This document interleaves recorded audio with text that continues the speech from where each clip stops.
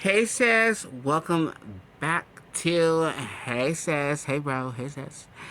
Welcome back to part two of the very first episode of Hey sis, where yeah, I'm pretty much gonna be like sharing with you guys advice and life lessons and like, the best advice for everything that I've learned. I'm your older Latina trans sister with a big O list of life experiences and lessons to share with you. So hopefully you guys make better choices, or sometimes I know that there's certain shit that we don't feel comfortable talking to our parents about. So we'd rather go somebody that's a little closer to our age. And in this case, the reason I'm starting this channel is because I never had an older sibling to go to. So I'd like to put these videos out there to, hopefully be somebody's like virtual, like older sister, and yeah, share the best advice that I have for you. This is definitely more aimed toward like teenagers. Um, um, well, I should say my channel is more aimed toward teenagers because that's like the age range that like I was part of when I was wondering a lot of these questions and just didn't have anybody that I could turn to because I was an only child.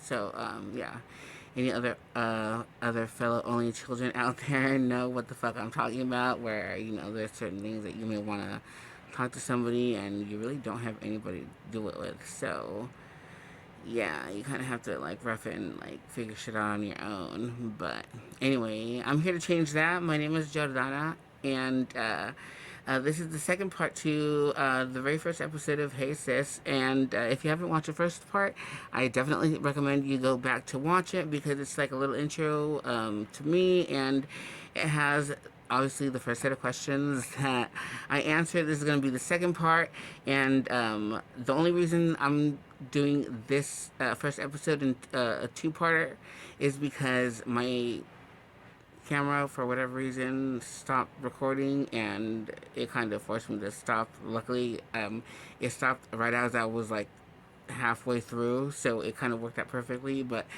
in the future, I'm gonna like leave all this to just down to one video. But anyway, in continuation, what do you think of vaping?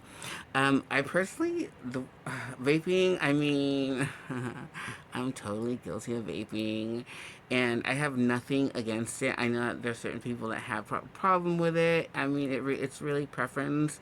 Do I recommend that you vape?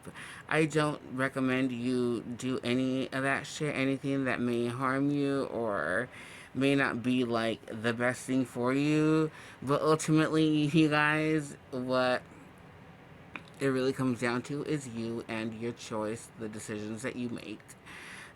So do I recommend it? No, but do I, what do I think of vaping? I'm for it just because I personally vape, and yeah, my favorite fucking like thing to vape with, flavored vape is, Teddy Grahams. Cinnamon Teddy Grahams. It smells so good. Have you taken or sent nudes? Oh my god, you guys. That one, I didn't really know if I like would put it out there, but whatever. I'm putting it out there because we keep it real on this channel, right? So to answer that question, have I ever sent nudes, you guys?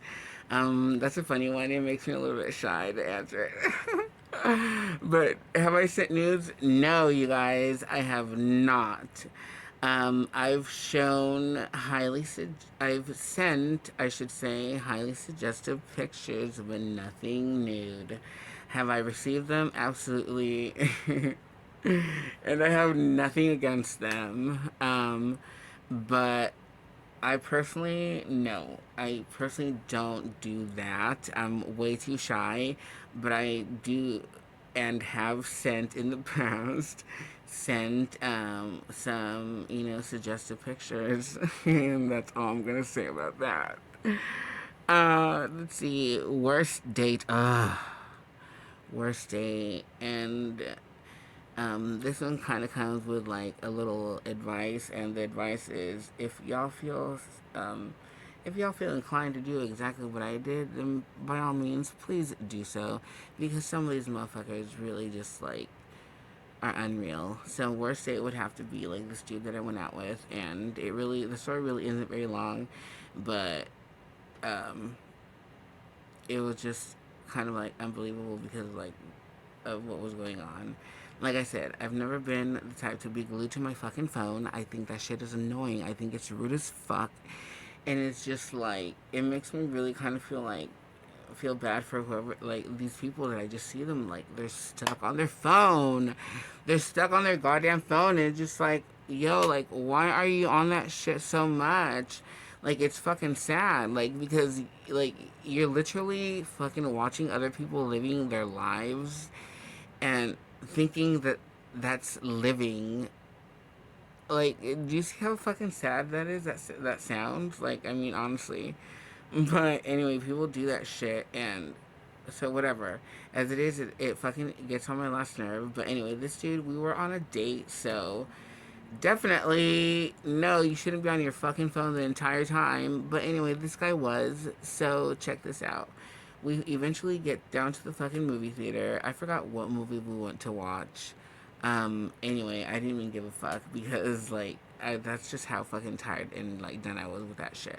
But we get to the fucking theater, and no joke, we sit down. He buys the tickets, and we go into the theater, and we sit down, and this motherfucker is still on his phone. Like, why are you on the phone, you rude piece of shit? So, you know what? I even, like, whatever. I let that shit go. The movie started playing. Guesstimating about 15 minutes into that fucking movie, believe it or not, y'all, this motherfucker was still on his phone. So at that point, I was just like, okay, like trust, like you guys, like I'm so not that person to be cause a fucking scene and all that shit, y'all. Like I am the most fucking chill person. Yeah, yeah, seriously, and I'm so not just saying that for real. But anyway, so I turned around and I looked at him and I was just like, um, I'll be right back. I'm gonna go to the restroom. So I fucking get up and he's like, oh, okay, yeah, that's fine. And I get up and I leave and I went to the restroom, but after I left the restroom, my ass got on a fucking Uber and I took myself home. And I left his ass at the fucking theater. Eventually, he fucking texts me, and he's like, "Hey, are you okay?" or whatever the fuck. Something about like, he made some like fucking like funny about the bathroom, and yeah, it was funny. But anyway, I replied, I was just like, "Yeah, I'm fine. I'm actually home." And like I told his ass, like I went home because like what the fuck? You're rude as fuck. Why the fuck would I stick around? Pretty much. But anyway, I left his ass at the fucking movies like a dumbass. And yeah, that's what he gets for being a piece of shit first date. But anyway, I'm not saying you should do that, but anybody that goes through something similar, hey, I wouldn't say shit. I'd be like fucking rooting you on for doing that shit. Rude as fuck. No need for that. If you ain't interested, why the fuck you even go on a date? Feel me? Um, should you wait to have sex? Ooh, that's a touchy one, you guys. Especially because, y'all, my audience, if it's gonna be like teens, because again, like I said, that's the age range that like I was in when I was wondering a lot of these fucking questions. Should you wait to have sex? I did not. I did not. If you do, whoop de doo for you. However, I have definitely always been very, very free spirited when it comes to sex and experiencing different things to know what I do and do not like. And that's really the only way that you will ever find out what you do and do not like. And typically, all that experimenting and all that shit happens before you get married. And that's just on the real. That's just how that shit goes. Should you wait to have sex? Hey, if you want to, more power to you. And if you do, then, like, that's fucking awesome that you're gonna be giving somebody, that part of you for the first time ever, and that's the first and only person you ever plan on giving it to. But my experiences have happened way before marriage. Yeah. So should you wait? It's personal preference.